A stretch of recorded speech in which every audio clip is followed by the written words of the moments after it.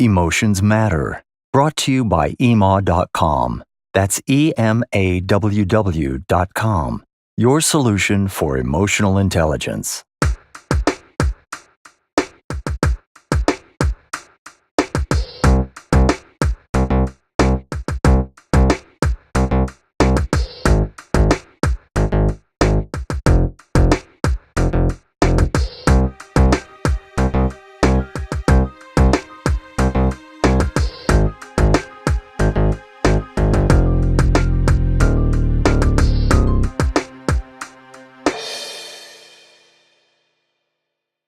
Welcome to the Emotions Matter podcast. Our guest is Janet Luongo. Janet is an artist and author of 365 Daily Affirmations for Creativity, which aims to develop people's confidence in their creative abilities. She offers emotional support to people in transition as a coach, educator, speaker, and a pastoral care chaplain at the Unitarian Church in Westport, Connecticut. She holds a master's in education from the City University of New York. She studied integrative nutrition at Teachers College at Columbia University and worked for the Institute of Integrative Nutrition, coaching their students all over the world. Welcome, Janet. It's great to have you with us. Hi, John. I'm very happy to be here with you today. Terrific. So, Janet, let's just get things started off. Maybe you can tell us about how emotions relate to nutrition, fitness, and health.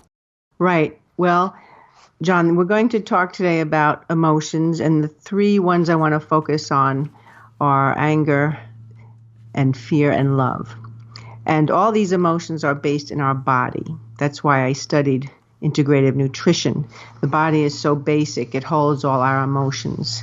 And we are affected by our emotions in our body, and it goes back from the body to the emotions as well. When our body is upset, our emotions are upset. It's a loop. It's all interconnected. So our moods definitely affect our foods, and our foods affect our moods. If we are upset, we eat more. We might eat too much. We might eat too much of things that are not really good for us. We might think they're comfort foods, like we think of sweets or white flour foods and donuts as comfort, but sometimes they actually make us feel much worse. They can make us feel too stuffed, sluggish. They can make us feel like we have brain fog. Other foods that would affect us would be caffeine. If we have too much, especially of turbocharged coffee, that can make us irritable. For me, I get very jittery if I have too much coffee. Sugar is a false high we go for often for comfort. For our emotions, we want to calm ourselves, but sugar actually will give us a spurt of energy that's really a false high, and then we crash, so we can get depressed after that. And probably many people in America can relate to me because our diet really is based on a lot of these foods. So, right? So mood and food, it's very connected. I'd like to say that there's nothing wrong with having foods in moderation, but the point is that we need to be aware of what we're eating and drinking and how it affects us. We're each unique. That's one of the basic principles of integrative nutrition, is that each one of us is unique, and things that I might love and be good for me, like avocado, for instance, my daughter-in-law is allergic to that, or licorice root is wonderful, but some people are allergic to that. So you have to be aware of how you are being affected by what you take in your foods. The other thing I'd like to say is that now we're in the winter, so eating seasonal is a very good idea. Eating warm foods and high-protein foods and high-fat foods. A lot of people avoid fats, but in fact we need fats, the good fats like avocado, olive oil, and other things like that, fish oils. And those things will calm your nervous system, and that will help you keep your emotions moderated. It's important to self-moderate. I'm just giving an example about coffee. I like coffee, and coffee actually is pretty good for you, but you have to, in the long-term health, studies show that.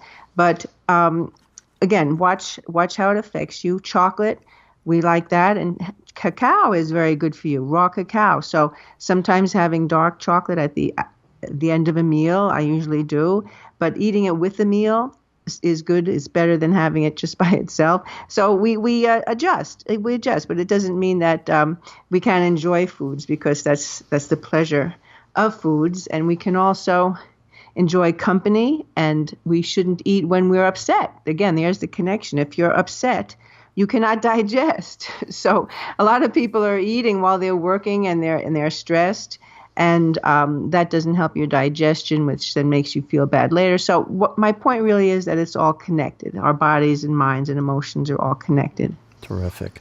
So let's talk about fitness, and how does exercise affect your emotions? Well, exercise is very important, and that's another thing here in the United States we could use a lot more of. We become sedentary, and that's had bad effects on our health too. When we exercise, we actually feel so much better, because the act of exercising sets off endorphins, and that's a feel-good hormone that floods us. So we feel really great. And in the act of walking or doing any exercise, we're helping the body achieve stasis, which is a balance that the body likes. We keep our circulation going, our respiration, and the body becomes happy, and therefore our mind and emotions become happy. And if you can walk in nature, which I really love to do, that's the best. People think that they have to go to the gym. Exercise means the gym. Some people I know think that. And you may not like that, being on a treadmill. I don't like that environment so much. But when I walk in nature, then I'm surrounded by a whole other aspect. I'm surrounded by life, the whole cycle of life. And nature itself is very healing. And we see the grandeur of things and the naturalness of things. And we're part of that. So that's very calming on our emotions. So you do two things. You're walking, setting off endorphins, and you're being calmed by nature. I also think moving is important to do for fun. We shouldn't think of it as work. I look at children; they love to move, right? They love to move. So move when you can. Dance, swim, play games, sports, whatever it is that you like. Sometimes it's just getting up from your chair. I mean, just to not be always sitting. And when we do good things for ourselves, when we do move our bodies and we know it's important for our health, we feel good about ourselves. So self-care is really a form of love. It's a form of self-love. And we need self-love. That's the beginning of love. And I like to say that when we care for ourselves, then we can share ourselves. It's not selfish to care for yourself. So let's start with that. The basic food and fitness would be a great start for balancing your emotions. Well, that's really helpful. Thanks so much. So give our listeners a little bit about what you're working on right now. Okay, I love to talk about myself. So I'm writing a memoir now. I've been an artist most of my life, all of my life, always wrote diaries. And I did that because I was in an emotional family. We were very highly emotional, and many families have issues and problems, so mine was not unique in that. But there was a lot of attention paid to it. My mother was very verbal. I learned how to write. My father loved language. He encouraged me to write. So I always had diaries, and I've always kept journals. And so now I'm writing a memoir about growing up. I was raised in New York City in the 1960s. I was a teenager. And if you know any history at all, you know that era was quite wild. Yeah. And being so young and suffering or enduring or experiencing, I should say, normal growing up issues. A lot of them are emotional, wanting things, desires, impulses, and I was rebellious. I think every child who has any spunk has a little rebellion in them. It's important to establish your identity. So I'm working on that, which is taking much longer than I thought. Many revisions, but it's all helping me understand more about who I am and my emotions too. I work as a chaplain. I share a lot of my understanding of emotions with my church. I co-facilitate a grief group, a grief support group, and that's very rewarding. I work a lot with spiritual things at my church, and a particular organization called Shanti Mission. You may know that Shanti means peace. So I have been meditating also for decades, and that is so helpful for for managing emotions, meditating. So I work on those things, and I also, John, it's important with the way the world is going right now. I'm also an activist because I think hopelessness, if you don't like the way things are going on, I think being hopeless or feeling powerless is one of the worst ways to feel. And so I take action on things. I stand up for what I believe in. And to me, that's a very positive thing and helps me feel happier. Let's talk a little bit about how you relate emotional health to physical health. Yeah, I think that, again, it's the interconnection of things. Your general health is based on, as we said, the body. But in integrative nutrition, we had a circle. And it showed food as the center because it was about nutrition. But food is essential, but it's not primary. The primary aspects of our health really are emotional. And that would be what's going on in our relationships, what's going on in our careers, and in our spiritual life. So those are the things that drive you. The founder of Integrative Nutrition, the Institute, Josh Rosenthal, he said, if you are getting a divorce and you hate your job, you're not going to be healthy no matter how much broccoli you eat. So it's like, we have to pay attention to the essential parts of our lives. They are the core. For me, the spirit is the most important because from that comes all the rest. If we feel that we have a hole in our spirit or disconnected, then we try to fill it up with food or addictions. We fill it up with things or overspending and things like that. So I think that establishing your emotional health within your own core is very important, and that will have the effect. Once you feel calm in your own self, you will not feel like you have to be overeating or undereating or whatever disorder you may have with that, if you have one. Or you may not feel you have to be killing yourself with your job to prove yourself because you'll know you're a good, loving person and you'll be balanced. So to me, it's all about emotions really that drive us. So you have a pretty interesting perspective on a lot of areas, so both emotions and physicality and nutrition, etc. Give us a little flavor for what careers you've had in the past that brings you to all of this fabulous knowledge. Well, I am a creative person. That's what people tell me. And I know that the creative people I know have all loved variety. So I have not had just one job or one career. I have had many. I've reinvented myself many times. It's been fun. And a lot of that is driven by my gut, which is your emotion that tells me when time's up for something I'm doing and it's time to move on to something that interests me better. I don't feel it was all jumping around. It was basically all in the field of education and art education. That was my degree.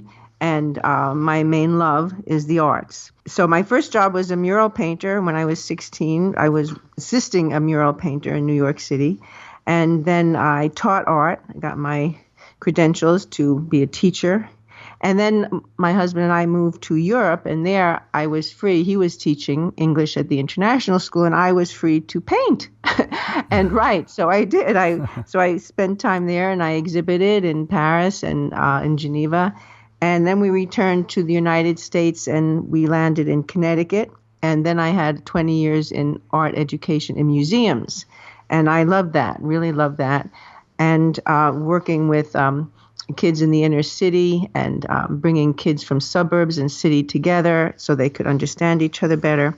I also worked with women artists and helped them be more visible, myself included. We had over 40 exhibits in the 15 years we were really active. So I established that as a nonprofit, and that was wonderful. I began to teach in college, and I branched off a little there because I've always loved language, and I began to teach communication and public speaking. And I find that people don't communicate well because there's so many miscommunications, so many false assumptions about each other So I loved giving those exercises and hearing people's stories there. And I became a speaker too, a professional speaker going around the country. And one of my favorite jobs was going to China. I was asked to go there to speak about creativity. I had just finished my book in 2005 and on creativity, 365 affirmations. So they were interested in learning how to be creative in China at that time. That was 2009. So I've had really exciting moments with my career, as varied as it was. And then about 10 years ago, about a decade ago, I decided I wanted to learn more about health. I suppose as I was getting older and people around me were getting older, so I became fascinated with the body and the health and the balance that we talked about before between the body and emotions. So it sounds like you're in a constant state of learning. Let me ask you something. So what are you learning lately in your research regarding emotions? Well, I'm learning that stress is really basic to so much of our disease, and that we need to do whatever we can to not be stressed. That affects us in ways we can't imagine and causes physical disease. I'll give an example. I was in the hospital. I would have died if I wasn't in the hospital. It was a tick that had gotten into my skin, and the parasites were eating up my blood. Terrible situation. And it was very, very serious. I was in ICU. At one point, they told me I might go into respiratory arrest, which, I thought, well, this means that could be curtains. This could be the end. Now, I had lost my mother. That was very hard. But this was about facing my death, which is a bit different than facing anybody else's death.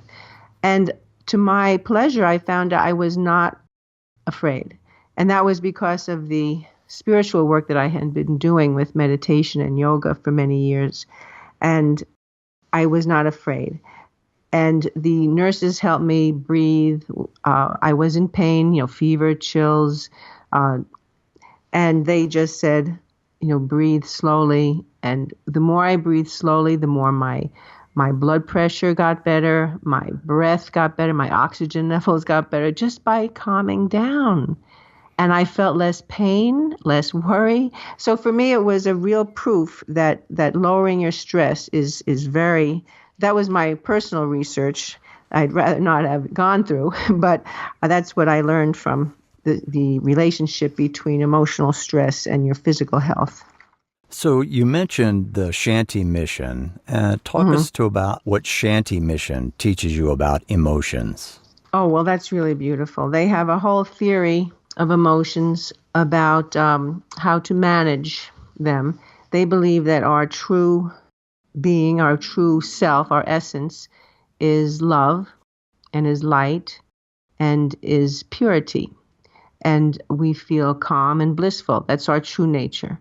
But because we have all these false ideas and we let our emotions and our thoughts rule us too much, our brain is something that just generates thoughts. They're not all true. It just says, oh, I have this idea, that idea. And sometimes the mind goes to negative places unnecessarily, goes to the past, it goes to the future, worries, regrets, and will think constantly about resentments or things it doesn't like.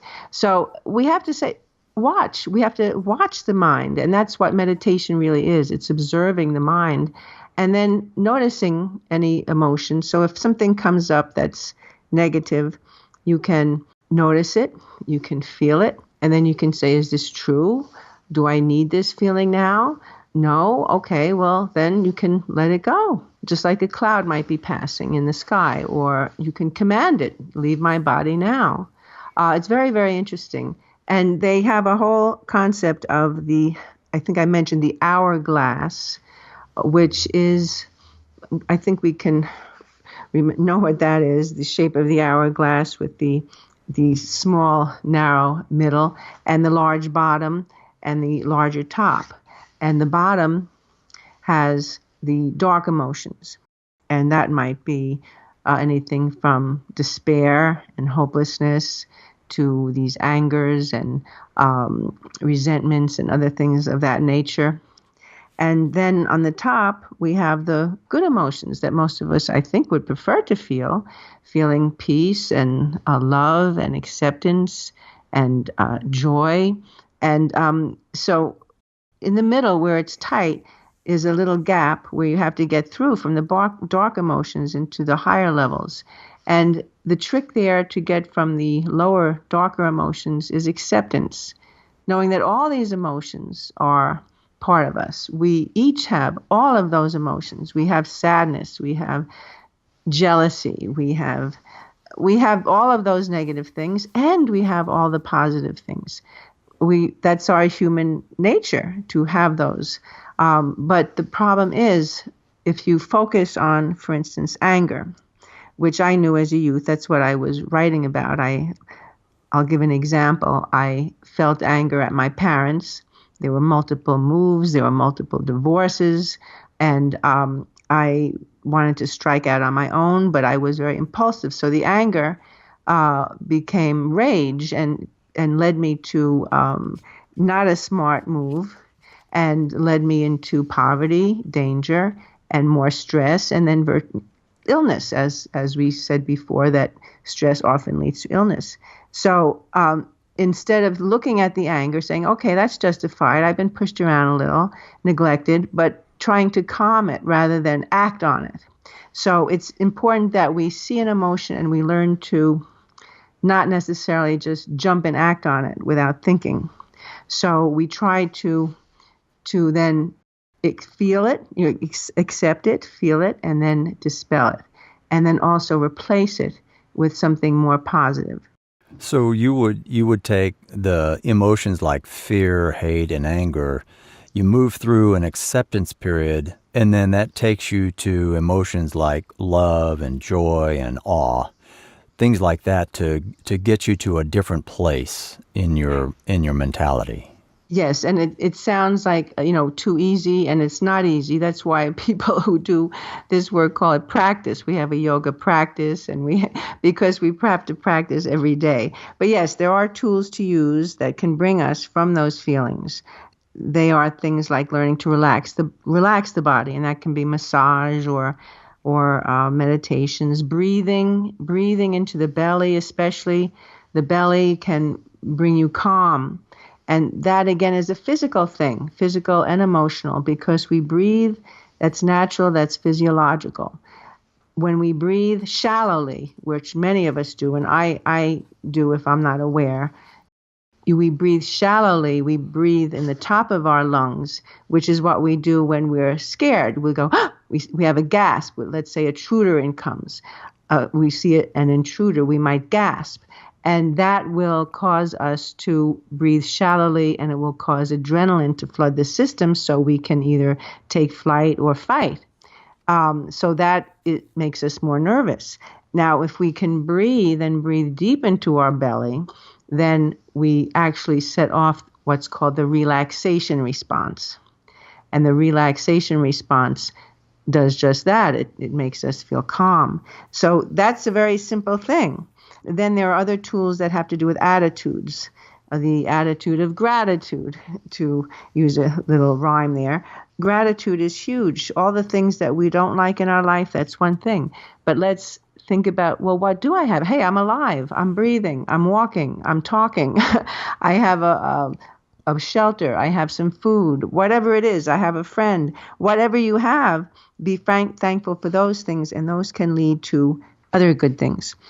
I have a few other techniques. Would you like to hear them of switching from negative to positive emotions? Absolutely. Let's go as far as you're willing to take us. Okay, good.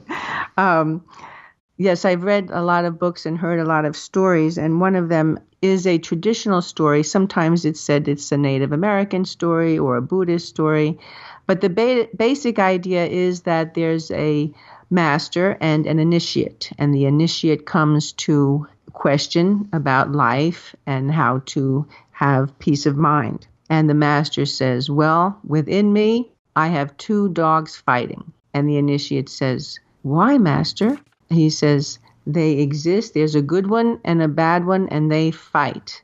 But I'm not worried. I know which one will win. How do you know that, master? And the master said, I know because I know which dog I feed. And so we feed our thought, and if it's a negative thought, that thought grows. Mm-hmm. And if we feed the calm and good thought or the positive thought, then that thought grows. So that's how that works. Then there's an author who I really like, the author who wrote Eat, Love, Pray, Elizabeth Gilbert. She has a great metaphor about emotions regarding a bus. Now, she says, she's a great writer.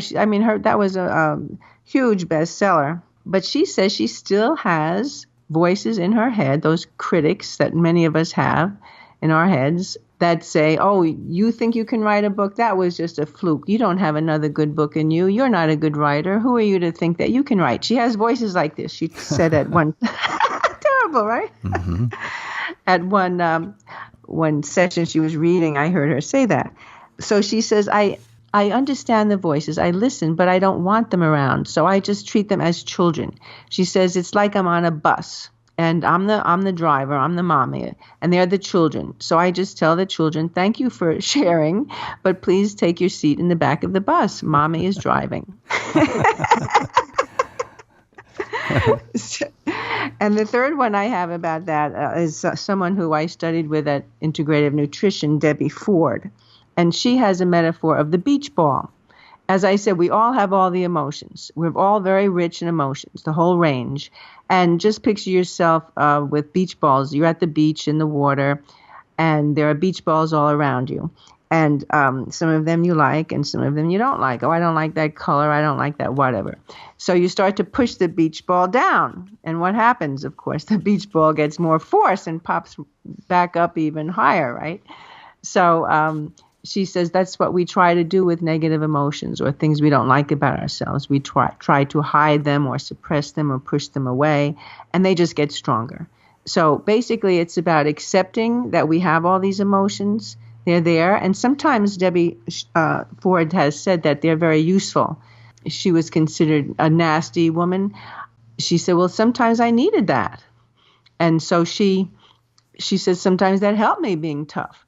So it's not that all these so-called negative emotions really are. They're just emotions.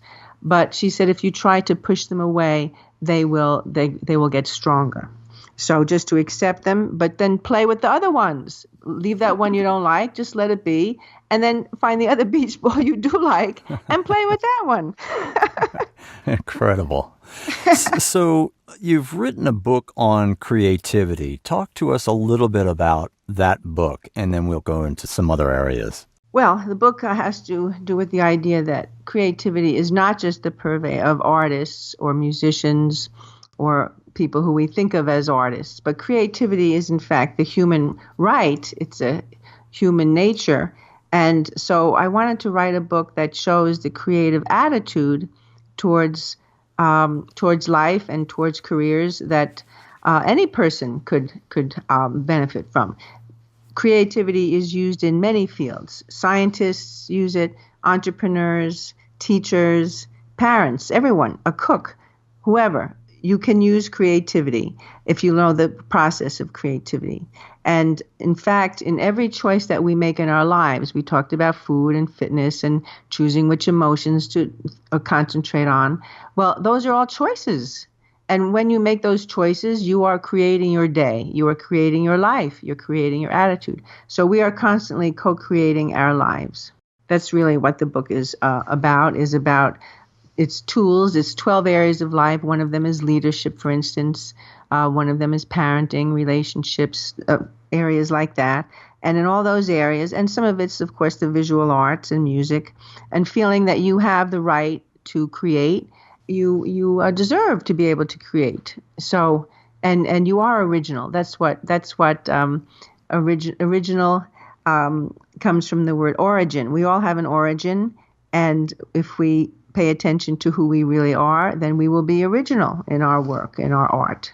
So in your book, 365 Affirmations for Creativity, I noticed that Jack Canfield wrote the foreword. How did that come about? Well, that came about because I was a leader in the National Speakers Association, and he was my colleague there. And on my way to one of the speakers conferences, I was on the plane and I had the intention, I wrote it down, that when I get there, I will try to meet Jack Canfield and ask him to endorse my book because I had just finished writing 365 daily affirmations for creativity, and I did not know him, but I know that his work was similar. His ideas are similar. So I had that intention, and I was standing online at the conference, and I turned around and there he was, Jack Canfield, standing all by himself, and he's a real mensch, So I just went, oh. So it was amazing how I had the intention, and here it was. I manifested that in a way. So I blurted it out. I asked him, and he said, well, send me a manuscript. So he did eventually write not just an endorsement, but he wrote the foreword. And my publisher, Hannah Creek Books, has also done a great job in getting this book out. She's got it published in Korea, in India, in Vietnam, and in Colombia. And she's also got it out on Kindle and audiobook. So in addition to the paperback. And they're at good prices now also on Amazon.com. Well, I tell you what, we actually have a listener that looks like they might be already familiar with your work. And if you don't mind, I'm gonna read the question and see what you can offer for this listener. So Sharon is 32 years old. She's a creative director at a local San Francisco marketing company. Her question is, I have a large staff of people that need to be at the top of their creativity all the time. What emotion shuts down creativity, and how can I guide my staff to a more creative state? Oh, that's a great question. This has to do with what Elizabeth Gilbert was talking about, was the critical voices. That will shut down creativity right away. So that emotion would be judgment. When you are judging before you allow yourself to even create anything, it's that super critic. Nothing is ever done right. That will shut you down immediately. So fear is the basis of judgment, because people feel they have to be perfect, otherwise they're not worth anything. Many people that I've encountered may say that. But so fear and judgment and shutting yourself down and paying too much attention to the critics, they can be inside you or outside you. The editor and the critic and the judge do have a role, of course, in creativity, but that comes after the free flow of ideas and the creation of whatever it is you're creating. And then you apply your, I'm going to say, left brain or your critical mind to the piece of art, whatever it is, and you then can say, no, I'll shift this, I'll change this, I'll add that. And that is very valid. Or you say, this is not as good as the rest. So that's a judgment, but that's in its proper place. So the judgment in creativity comes after the first flow of ideas. So what helps creativity then would be love. Fear and love are really two opposite emotions. You can't have one without the other. So when we're fearful, we're critical. And when we're loving, we're more open. And when we're loving, we love our ideas, and we get an idea and we say, oh, that's great. That's a great idea. And when we're loving, we can be in touch with ourselves and our desires. And we may want to express something or make something, or we might love beauty. So it has to do with love and desire. And desire, what we want, is really a map. That's a blueprint to who we are. Because if we desire it, it's a real hint that it has to do with our real purpose. So if we feel a desire and to make something and we follow that, then we have discipline to finish it because it is something that we really want to do. Another kind of love that promotes creativity is awe. If you love the universe, if you love the mystery that surrounds us and love whatever it is that you're fascinated with, psychology, nature, people, sound, color, whatever it is that causes this love, then you feel awe for that. You are part of something special. And then you realize you're a part of an infinity full of amazements. And then you can create some amazing things. That is really inspirational. In your book, you've got affirmations. My assumption, and you can confirm or deny, can affirmations really help with emotions as well? Yes, it's actually a wonderful tool that I am teaching currently in my grief support group and other places, because it's what we were talking about before, John, with the idea of going from negative to positive. Now, I don't know if you have ever had negative self-talk, but I do know a lot of people suffer from it. And I know I used to. I don't now. But I used to suffer from negative self-talk. It might be have to do with being late. Oh, why are you late again? You're stupid. That kind of thing. Or problems like that, like I have to clean up my clutter, for instance. Now, for instance, here's an example. I'll give you an example of what might be a negative self-talk about a problem you have or something you'd like to improve. You could say this to yourself. I'm so angry at myself at making things into a mess. I've always been a slob, and I'm afraid I'm stuck with a disaster. Now, saying that to yourself would be no help. I mean, we can see that wouldn't help anything. That's right. Exactly. You just want to crawl up and go to sleep and not fix anything. So berating yourself, we wouldn't talk to a child like that. We wouldn't talk to another human being like that. But why do we talk to ourselves like that? I don't know. But maybe because it's private, we think no one hears. But we are listening. And all those things don't help because you are, first of all, using negative emotions like I'm angry. I made things into a mess. So it's all these negative images. You're calling yourself names. I've always been a slob. And it's like it's always, past and things like that. And I'm afraid, again, fear, that I'm stuck, feeling blocked and a disaster, all these exaggerated things. So it's very negative, and it has to do with past and present, and it's nothing about fixing it. Now try this. So if you could stop doing all that judgment and negativity and reframe it, first of all, you'd accept the idea you have a problem. I do right now, it's true. I would like to straighten up my stuff. So you reword it to be a positive affirmation. An affirmation has 3 parts. It should be visual in specifics. So you have details that are visual. You can actually see something. And it is positive. And so it's true and positive, but not berating, not negative. An affirmation is written in the present tense, as if the problem is solved or is already improved. Now, here's the example of how you can reframe that other statement.